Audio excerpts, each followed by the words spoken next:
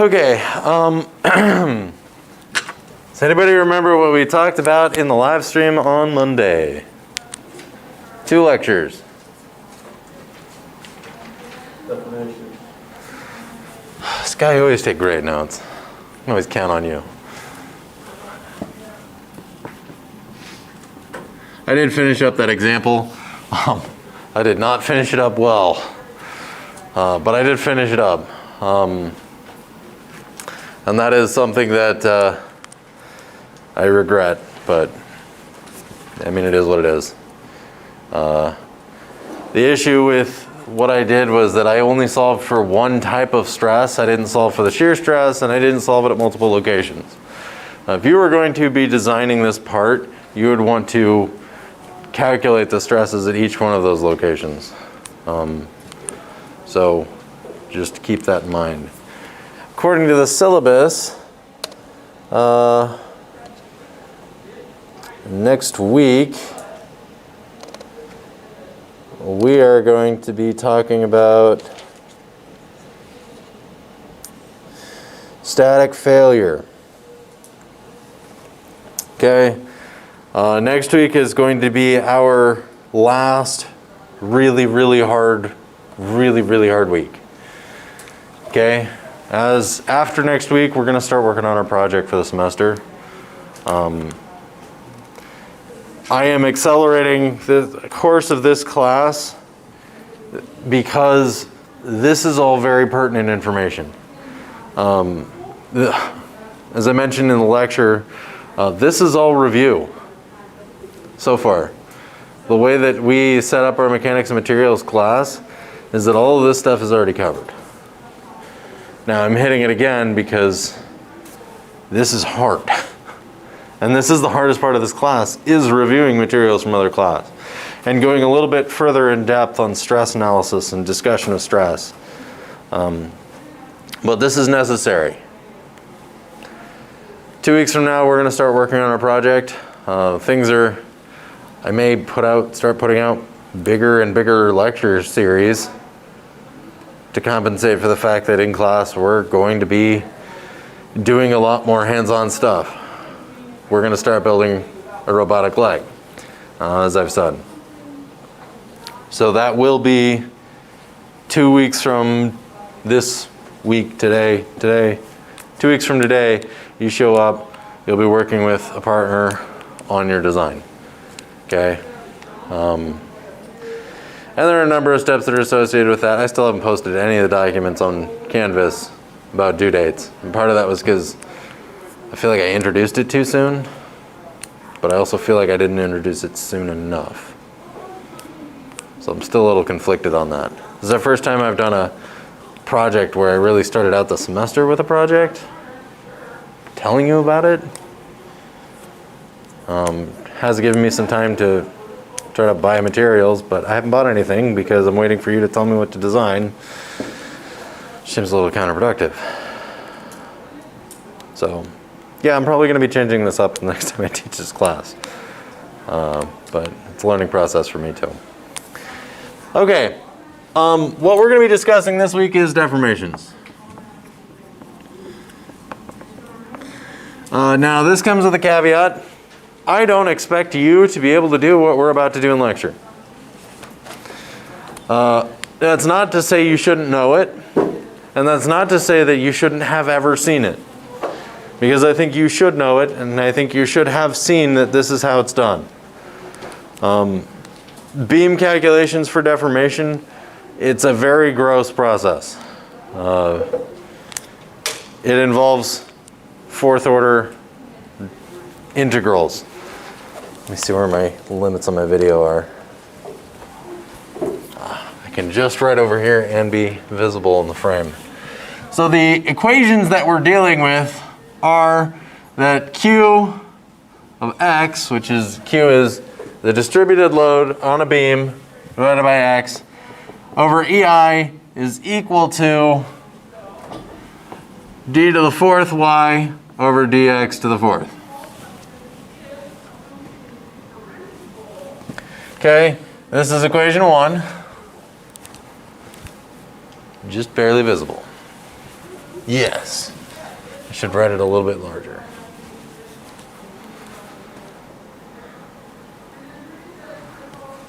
Okay. Matt, this is why I am live streaming. So thank you.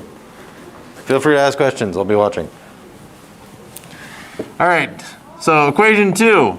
If we integrate both of these sides, what we end up with is v of x over ei is equal to d cubed y over dx cubed. Third equation, if we integrate both sides, the moment load divided by ei is equal to d squared y over dx squared. Fourth equation, theta, which is equal to the integral of mx over ei dx is equal to dy dx. And lastly, y is a function of x. Okay? These are the 5 equations that we're dealing with that I wrote progressively larger and larger on the board. It gives you that Star Wars look. What does this equation here mean? What does equation number 5 mean? It just means that y is a function of x. What is x?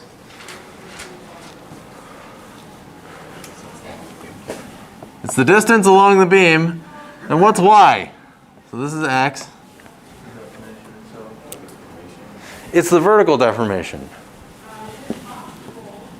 Okay? So this states that the vertical deformation of the beam is written as a function of the distance along the beam. Okay? That's the whole goal of what we're doing here, is we start with this information, we build it out, and we eventually figure out what the vertical deformation of the beam is. Okay? And you can derive this mathematically based on the conditions that you give. We're going to step through this process and talk about it, and I'm probably going to do a different math problem than I did last time, because last time I ended up with a moment load of like 66,000 pound-inches, and that was really not intended. In any case, what does theta represent? It represents the slope of the beam. So here, if your beam has a curve like this, your theta represents what the angle of that beam is relative to what it started at. Okay? Now this is important because if you're walking across the floor and all of a sudden you feel an incline in the floor that's probably not supposed to be there, it will cause you to fall a lot of times unless you have great balance. But it would cause a lot of people to fall. It's an uncomfortable surface. You can't have a floor that has a theta larger than a certain value because it becomes uncomfortable. Okay? How do you find theta? Well, it's an integral of the moment equation, which is an integral of shear force, which is an integral of the distributed load. So, I'm going to give you an example. We're going to go through the steps of how to derive it, and this is going to get really ugly really quickly. And then we'll never use this again. So, Merry Christmas. Oftentimes, the way to calculate deformations does involve using finite element analysis software because the application, the load application, does change based on the deformation of the beam, which means that this that we're doing today is only an approximation of what actually happens. And you can actually get more realistic results out of finite element analysis. You can also get less realistic results, so that's a different story. But what I'm showing you here is just so that you are aware of it. If you ever go into beam deformation theory in grad school, something like that, you should understand these concepts. You want to make sure that you know them. This is a valuable part of understanding deformation. And then for the rest of this class, I will expect you to just be able to use SolidWorks to calculate deformations, and we'll be good with that. Okay? So, we'll start out with a beam. I'm going to have this beam have a distributed load on it. and we're going to call it W. And we're going to say W is equal to 3 pounds per inch. We have a force being applied here, and that force is going to be equal to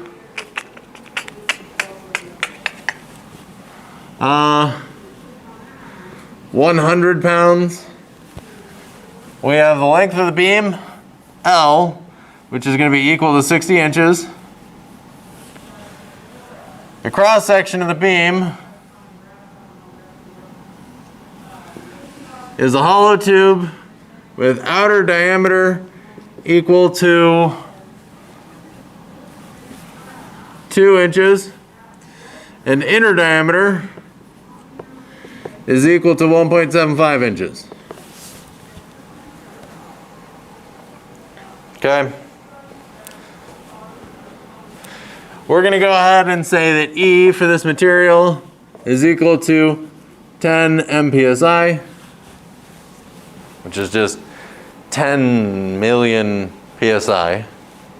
That's what the M stands for. KPSI stands for 10,000. And then right here at L over 2, we're going to apply a point moment that is going to be equal to 10,000 pound-inches.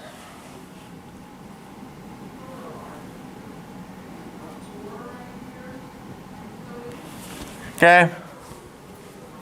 And it's going to be in that direction. So,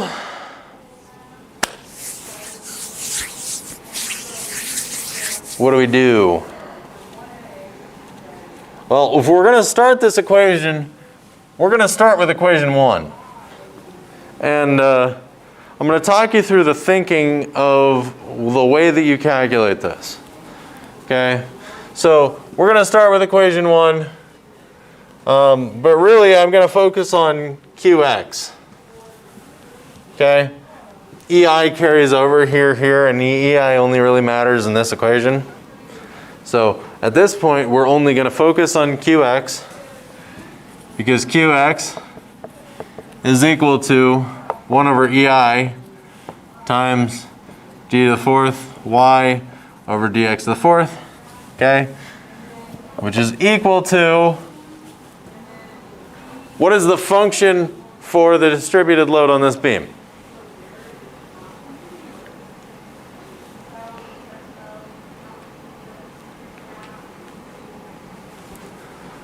We know that Q is a function of X.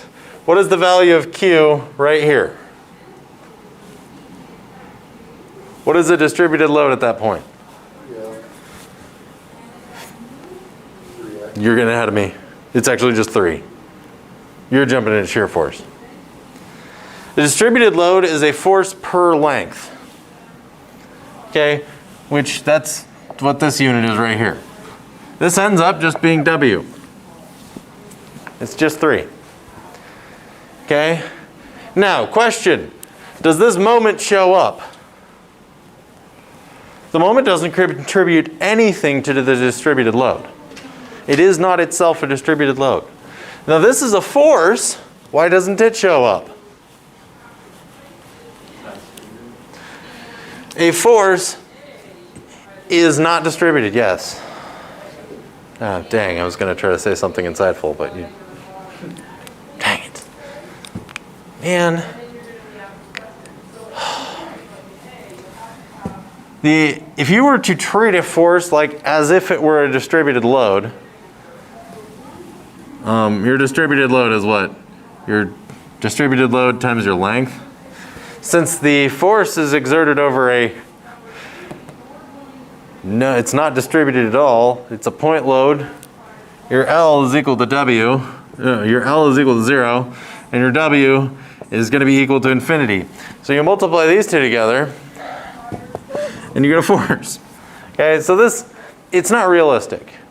for us to include a force in a distributed load diagram because you end up with this condition. We're assuming that it is being distributed, it's not distributed, which means it's acting over zero area. And in order for that to integrate to F, the only thing that multiplies by zero to equal F is infinity. So it is an infinite distributed load acting over zero area, which doesn't integrate well at all. So instead, what we do, instead of including the force F, we say the distributed load on this beam is W. Now W may itself be a function of X. Okay? If you have a distributed load where it starts really small on one end and gets larger towards the other end, then maybe your W of X could be W, well, Q of X is equal to WX. You can have this. Or you could have X squared, or you could have X cubed. You can have whatever function you need to adequately describe what the distributed load looks like. Okay? Now the second piece of what we have to do, we're not done describing this equation. What is this equation valid for? Where on the beam is this equation valid? If I go right here, is the equation for Q correct? Yeah, it's W right there. If I go over here, is the equation for Q correct? We have the same distributed load, same place. Okay? The distributed load does not change across the beam. If I were to make it so that the distributed load only shows up here, then this equation does not adequately describe our function, because it only describes the distributed load for this part of the beam. Okay? So when you write these equations out, the equation itself is important, but so are the limits of where it applies. This is valid from 0 is less than or equal to X is less than or equal to L. It's valid along the entire length of the beam. Now because it's valid along the entire length of the beam, we only have one equation for Qx, which is nice. Okay? Any questions so far? This is the easy part. It does not get easier from here. So how would you edit it if the distributed load wasn't over the entire beam? Okay, let's going over here and drawing a quick example. Let's say we got a beam like this, and we have two different distributed loads like this. Okay, where this is W1, this is W2. Maybe this is L over 3, L over 3. So it's broken into thirds, L over 3. Then what you would have here is your equations would be Q of X is equal to W1, and that's valid from 0 is less than or equal to X is less than L over 3. Okay, then Q of X is equal to 0, valid from L over 3 is less than or equal to X is less than 2L over 3. Okay, and then the last one, Qx is equal to W2. Valid from 2L over 3 is less than or equal to X is less than or equal to L. Okay, you just end up with three different equations. And then you have to do the integral of all three equations. And you have to make sure that the boundary conditions match on all of them. It becomes a living nightmare very quickly.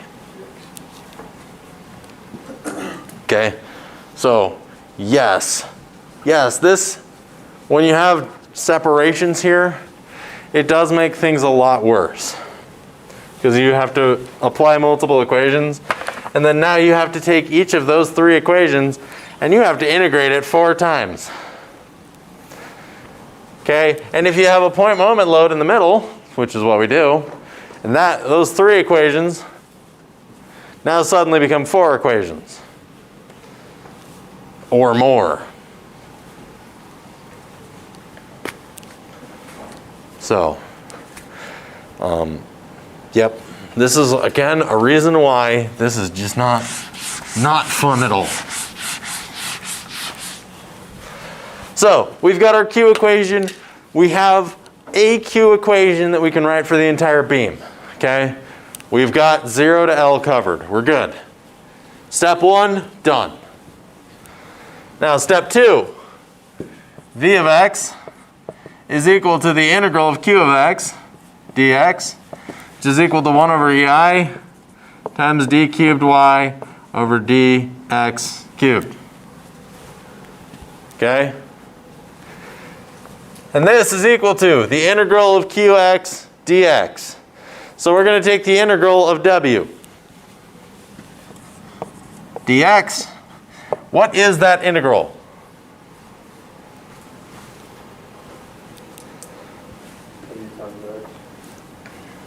It is just wx, yeah. Now, since this is an indefinite integral, what is the shear force in the beam going to be at x equals 0? Huh? 0. According to this equation, it's going to be 0.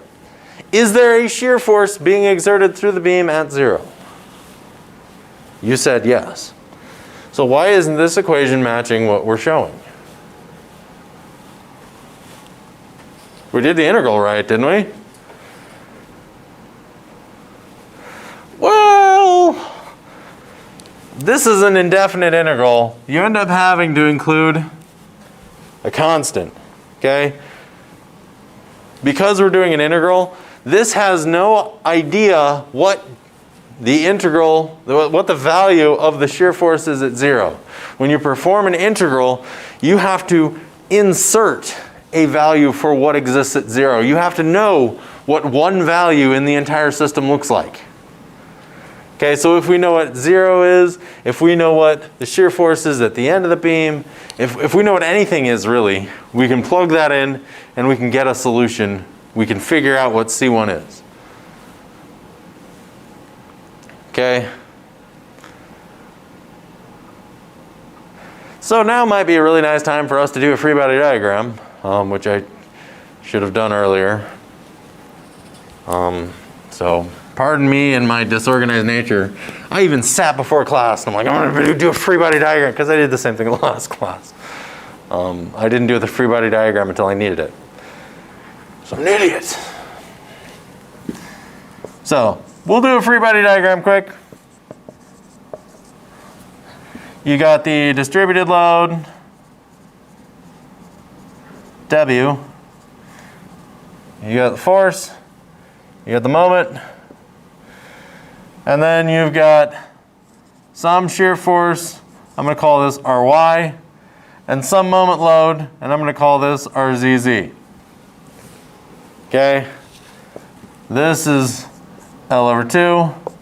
This is L. This is W. This is F. Okay? So, we'll quickly do the sum of the forces in the y direction. That's going to be equal to what?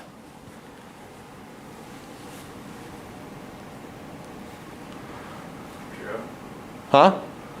It's going to be equal to 0 because this beam is not accelerating. And then what are all of our y-directional forces? You've got Ry. That's pointed in the positive direction. We've got a minus W times L, because that's the area of our distributed load. And then we got a minus F. Okay? So Ry is equal to WL plus F. WL is 3 times 60, 180, plus 100. So Ry is equal to 280 pounds. Quick maths.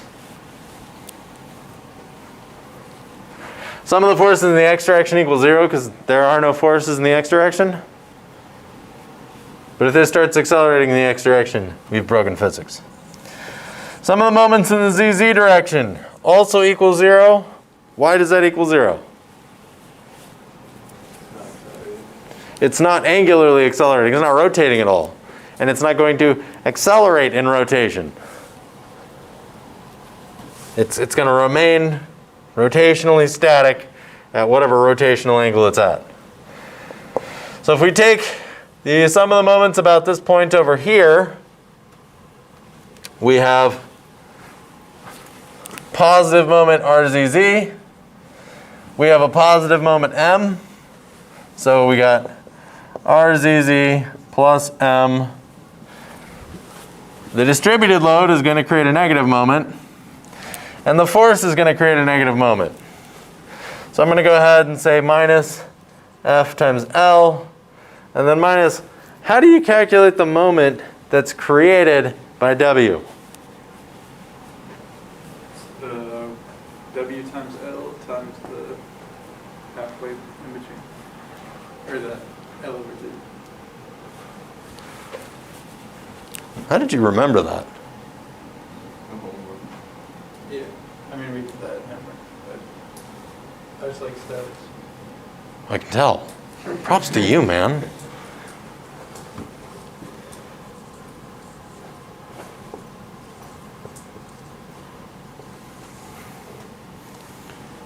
Dang.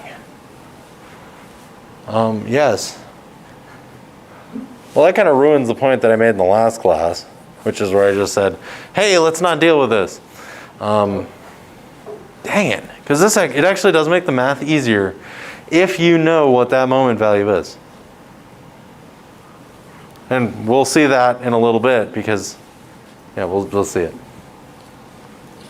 So what this means is that RZZ is equal to F times L plus WL squared over 2 minus M. F times L is 100 times 60 is 6,000.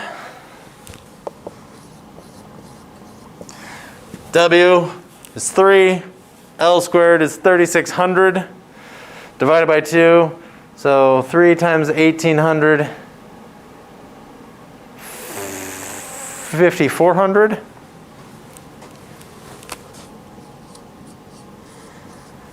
And then minus M, which is 10,000.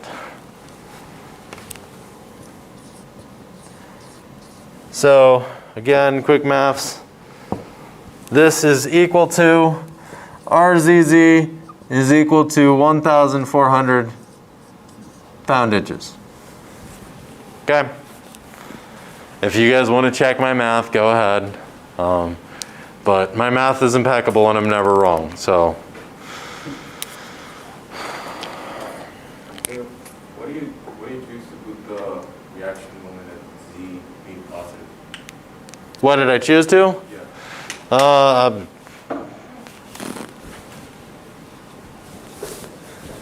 I don't know. If I would have made it negative, then we would have gotten a negative value for this. And then we would have known that, oh, hey, we could have flipped it around and make it positive. So if you choose the wrong direction, it shows up in the math, as long as you do your math right. So it didn't matter which direction I picked. Actually, I had no idea. I was just hoping. So yeah, I don't have a good answer for that. I just picked a direction. And it happened to work. So yeah, that was nice. Okay, so now we know this value here. We know this value here. Let's continue onward. All right, so we've got this equation. This is equal to Wx plus C1 also, just as a point of clarity. As we go along this beam, as we increase in the x direction, is the shear force in this beam going to increase or decrease?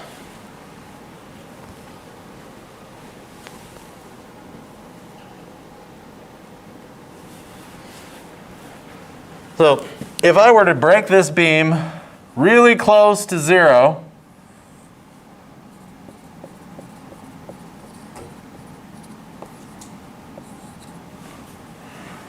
okay, is that Vx bigger here, or is it bigger here?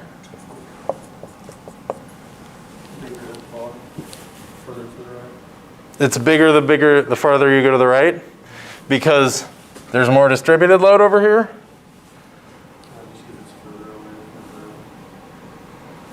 Well, just because it's further away doesn't mean it's bigger. Or the relationship with the moment, like whenever the shear force is zero, the moment is at the maximum, right? The moment is zero, the shear force is the maximum. So like, might be on the bottom because of that. When the shear force is 0, yes, the moment is at a maximum or a minimum. You are correct there. But we're not dealing with that in this problem. Which one has more distributed load on it?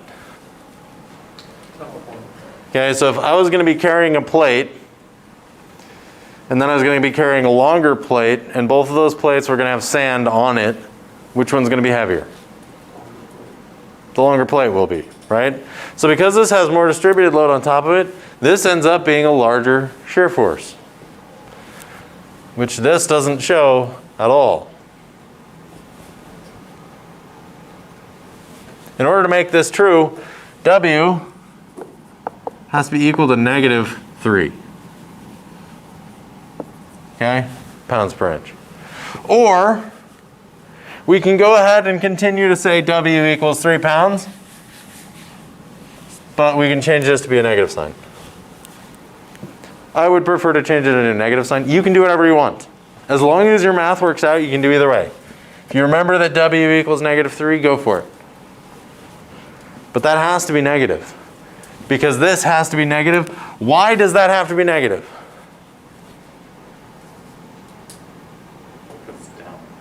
Because it's down. It's just down for anything. Why does it have to be negative? This is a great example of why it has to be negative. The bigger value of x, if you increase x, the shear force goes down. Which is a little bit more eloquent way of saying what you exactly already said. Dang you, Walker. Okay? If this goes down, if this increases in the x direction, it goes down in the shear force. So that's how we know this W is a negative sign. Okay? Now what that also means is we have some C1 value, which we already calculated. Funsies. Because I'm going to go ahead and take this equation. And yeah, okay, if you're going to make the same mistake I did when I was in engineering school, you take your C1, you leave it in your formula, and you continue integrating. What happens when you integrate C1 again? Well, this is where you for your moment equation, you have 1/2 Wx squared plus C1x plus C2. And then you end up with a C4 at the very end, and you have 4 different constants you have to solve for. You need 4 different initial equations, and it's just gross. We know what the shear force is at some location on this beam. Right? We can use our static minds to figure that out. Or mostly Nathan's static mind, because apparently he's great at this. Okay? Static mind and insult. He's just... Your mind is static. It's not doing anything. Maybe it's just so good that it cannot change. You know? It could be static because it's reached that maximum. In which case then, if it's dynamic, it's actually just going to decline. There's no acceleration. There's no acceleration.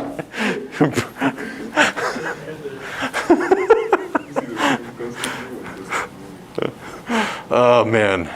Oh, we're having an earthquake. Everybody grab onto Nathan's head. It's not accelerating. What was I even talking about? C1, C2, C3, C4. Right. So if we solve for C1 right now, it's going to make our equations nicer. The end. Okay. So, we can go ahead and solve this because we know some value of V. Where do we know the value of the shear force at? We know it at 0, which is really nice because, and you plug in x into equals 0 into this. So this is known. You plug in x equals 0 into this, and what you get is W times 0 plus C1. And you know that that value of the shear force at 0 is what? It is 280. We already calculated that. Okay?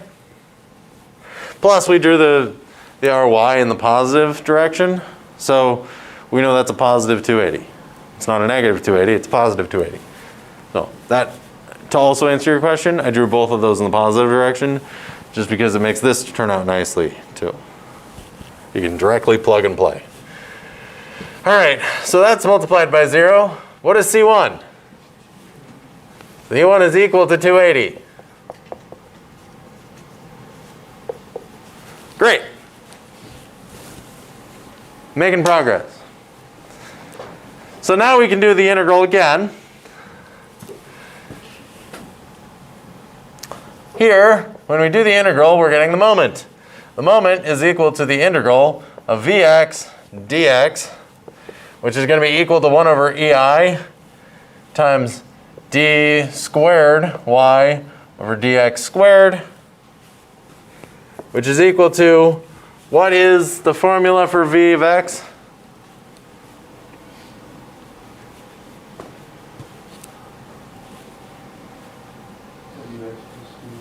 It's Wx plus C1. So we'll go ahead and plug that in. Now I'm leaving C1 in there because we know what C1 is already. In programming terms, you just plug in C1. You already defined C1, so you can use C1 as many times as you want now. Woo! As long as you still remember here, put a flag here and say, hey, that's where C1, and that's where we defined it. Now I don't have to write 280 pounds all the time. Yes, thank you. We should remember to keep our sign conventions common. Which is another problem that you're going to have when doing these problems. That, okay, you're not really going to have because we're not going to do these problems. But it would be a problem that you would have in these problems, is if you drop a minus sign, you break everything. Good catch, Sean. You get a gold star today. I would give you a high five, but that would probably give you Rona.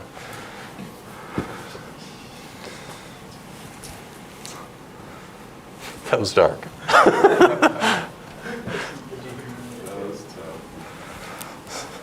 It's not the worst thing I said this week. So that's nice at least. Okay, so now we've got this integral. What is this integral equal to? 1/2 Wx squared plus C1x plus C2. Or negative 1/2. Yep, got it. All right, there we go. Now we already know what C1 is. So that's nice. Do we know the value of the moment at any location?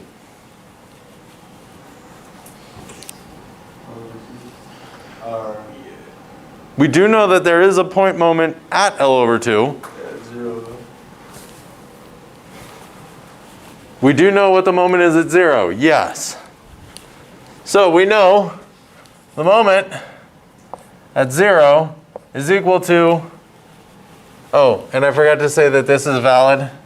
This here is valid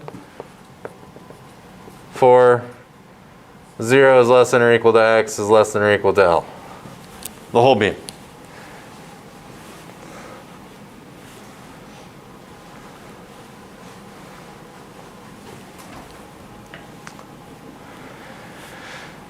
And the reason why it's valid for the whole beam is because there are no forces that are being applied from 0 to L that would change that formula. At L, there is an applied force. And that value of that force, being 100 pounds, you can actually calculate by plugging in 60 into x. Okay? Negative 3 times 60, 180. Negative 180 plus C1, with C1 being 280, means that at L, V of x is equal to 100, which is true because that's what F is. So this equation is valid between 0 and L. Now back over here. We know this moment formula at 0 is equal to 1,400 pound-inches. And that's equal to this equation where we plug in 0. And when we do that,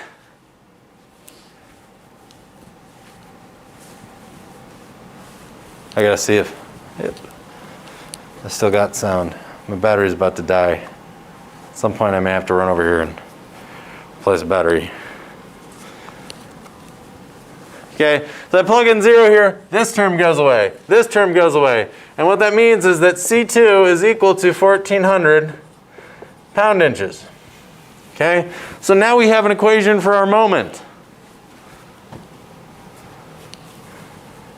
The moment in the x direction is equal to negative 1/2 wx squared plus c1x plus c2.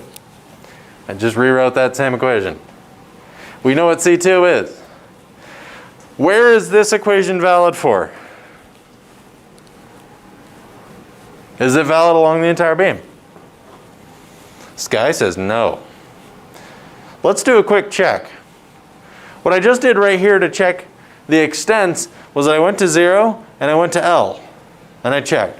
Let's go ahead and check at 0 and L. If I plug in 0 into this, I get 1,400. We already know that. We made it do that. Okay? What happens when I plug in L into this? Okay? So now we've got, so M of L is equal to what? It's equal to negative 1/2 W times L squared plus C1 times L plus C2. Negative 1/2 L squared, this is 3,600. Divided by 2 is negative 1,800, multiplied by 3. Oh, I feel like I've already done this before. Because I have. Dang. That's dumb. This is equal to negative 5,400. C1 is equal to 280 times 60. I'm not doing that in my head. As much fun as that would be.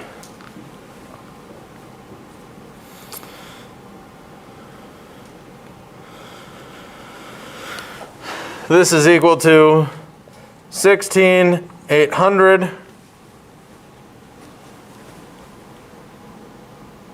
Gross.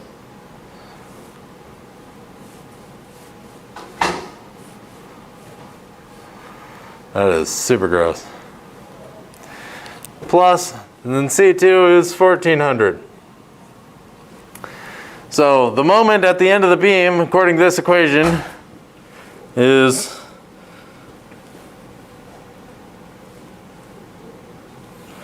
12,800 pound-inches.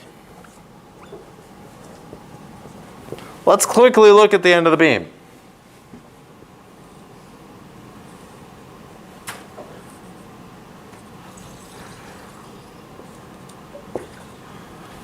Is that realistic?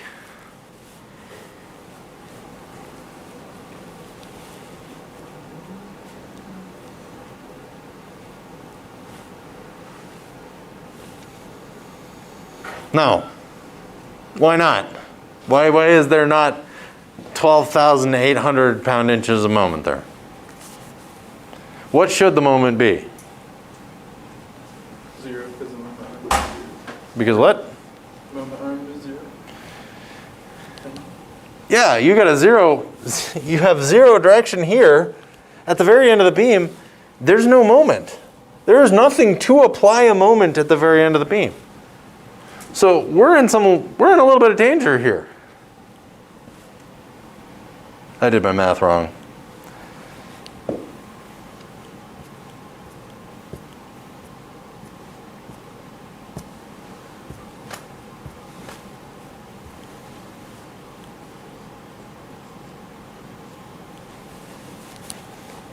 There's not 10,000 pound-inches of moment.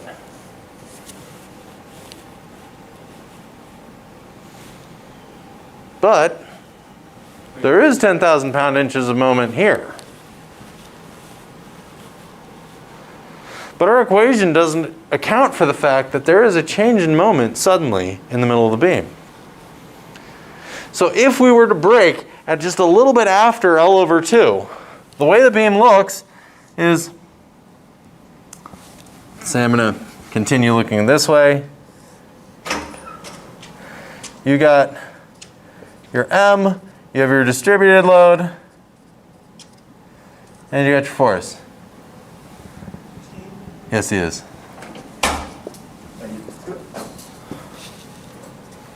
Okay? If you were to break it right here, the equation is different for this versus over here, because you do have a point of application of 10,000 pound-inches that occurs right there halfway along the beam. This is going to be different. Okay? So, to account for that, yeah. I'm still confused how your math is wrong. Well, my math was wrong because I calculated one of those incorrectly. I don't know how. I either calculated this wrong or I calculated one of those wrong, which that's very possible. Let's see, 100. Maybe math is just inconsistent. I thought you said your math was never. Oh, Yikes.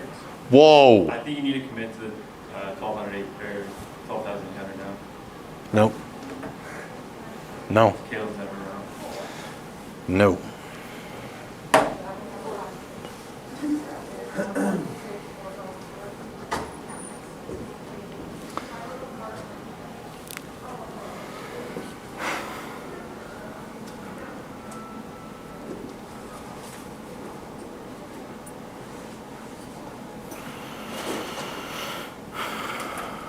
Wow, my math is right. No, this is right. 5,400.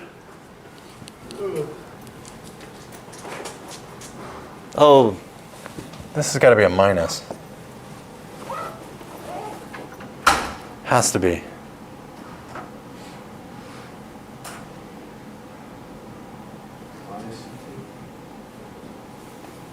Yeah, because these three add up to 10,000. Wouldn't a negative moment be in the opposite direction though?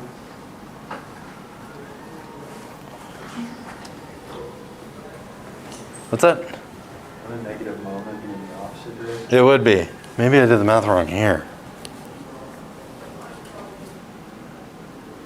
Yeah, these two were written as positive. Because we had a negative W, right? Yep, That's where we forgot the negative. yep, that's probably it. This would have been a negative. Okay, in any case, we're done with this example. We're never going to see this again. Class is over. Hayden's got to leave. If you wanted to do this, we would do the principle of superposition. Okay, principle of superposition says if you can find an equation in the book that shows you what the deformation is here, and you can get a formula for y of x for this, you can add it to the formula that shows this, the y of x, and you can add those two functions together to find the total deformation. That's what superposition does. You will be required to use superposition for your homework for next week. I will expect you to look up these tables in the back of the book. They are in the back of your book. You can also find them online. You can actually find nicer resources online. I managed to find that last year, and I put it in the mechanics and materials class. So all of you should have seen that already once. So use superposition. You will have to add these together. There's some examples in the book of using superposition to add these. You're not going to have a whole lot of equations on this because, again, this sucks. Nobody does it by hand. I want you to know how to do it. So I'm going to give you like one problem, and then we're going to call it good. Okay? You will have some problems from last week. Again, some chapter 3 problems. Next week, we're going to be getting into static failure. Any questions? Okay. Any praises? All right.